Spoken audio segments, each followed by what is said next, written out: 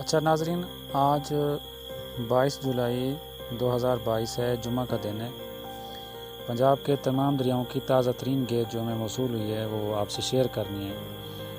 تو آج کی جو گیج ہے تقریباً سندھ، چناب، جہلم اور باقی دریاؤں کی وہ اس طرح ہے۔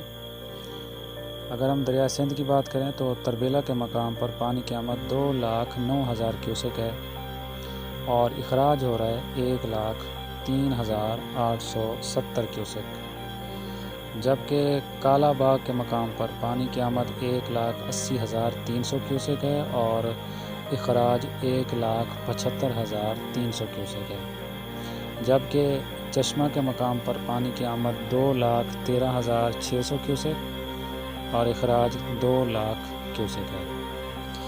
توسا کے مقام پر پانی کی آمد 1,90,200 کیوسک اور اخراج 1,69,300 کیوسک ہے۔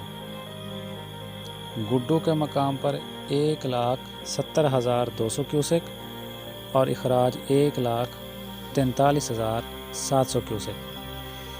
سکھر کے مقام پر یعنی سکھر بیراج پر پانی کی آمد 1,57,200 کیوسک ہے اور اخراج 1,25,000 کیوسک۔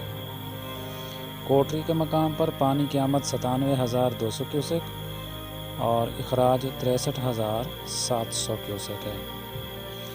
دریائے چناب میں مرالہ کے مقام پر پانی کی آمد 94,671 کیوسک ہے اور اخراج 85,400 کیوسک، جبکہ دریائے چناب میں پانچ نند کے مقام پر پانی کی آمد 39,500 کیوسک ہے اور اخراج ہو رہا ہے 33,700 کیوسک۔ اب آتے ہیں دریائے ستلج کی طرف۔